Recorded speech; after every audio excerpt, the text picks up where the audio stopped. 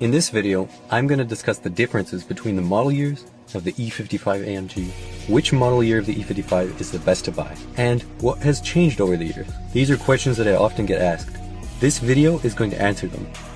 Generally, newer is better, but there is more detail than just that. This video is focusing on the North American market, but most of these changes are worldwide. We'll start with the changes from 2003 to 2004. 2003 cars have no command screen, only the small audio LCD screen in the center stack. The only 2003 cars in North America with the command screen are the Presidential Edition cars. Otherwise, 2004 and on got the command screen. Models outside of North America could get the command for 2003 as an optional extra. 2003 cars don't have the factory aux input in the glove box for connecting audio. 2004 and onwards did get that aux input. The 2003 cars had a faulty radiator, which led to cross-contamination of coolant and transmission fluid and potential damage to the transmission. This was corrected for 2004 onwards. 2004 onwards cars also got an additional engine oil cooler.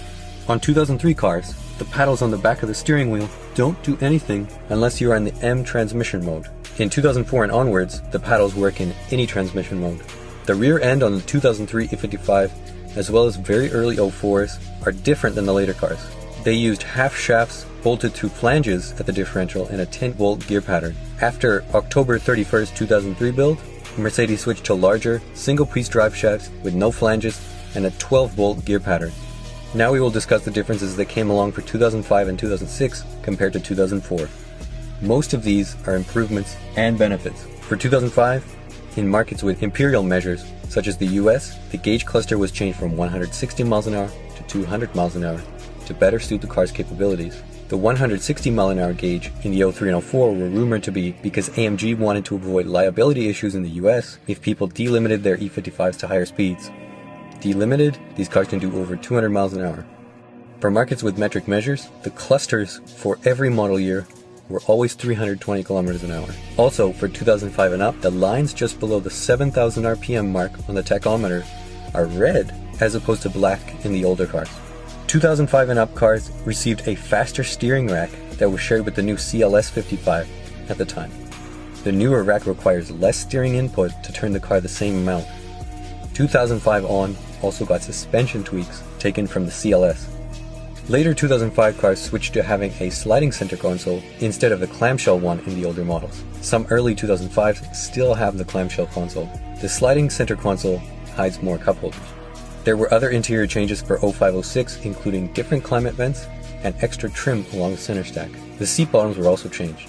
Some late 05 as well as 06 cars got factory aluminum pedals, although this is a common aftermarket addition for the older cars. Around 2005, the supercharger unit was improved, indicated by the 580 at the end of the part number compared to the 280 number on the old unit. The newer unit is able to produce more boost due to different gearing. According to KP on MB World, who disassembled both superchargers, the newer 580 unit has a better gear ratio accounting to a 4.65% faster rotation, producing more boost. Some very late 2004s have this better supercharger, so it's best to just look out for that part number. Late 05 as well as 06 cars have a slightly smoother supercharger clutch engagement from the factory. 05 and 06 cars have a small spare tire in the trunk, as opposed to the older cars, which just had a tire repair kit and the battery put in the center. Some late 04s have the spare tire as well.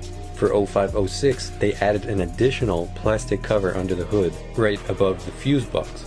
There were some color changes, such as brilliant silver changing to iridium silver for 05 and 06, but nothing major overall.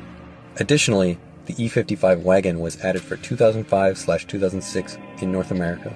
Other markets could get the E55 wagon in late 2004.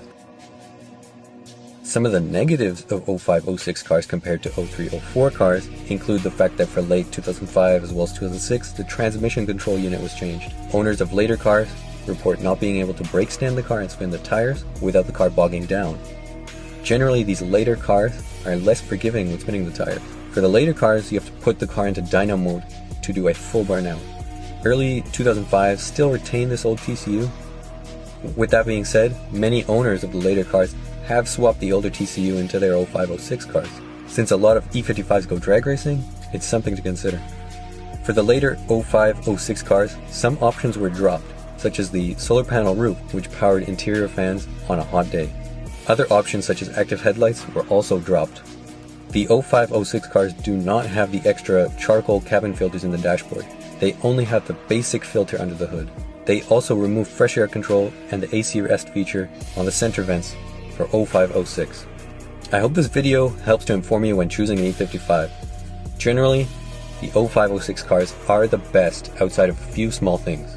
Some do go for the late 04 models because they are a great overall car and have the most possible options available. Finally, 2003s are still great cars because they represent a great value.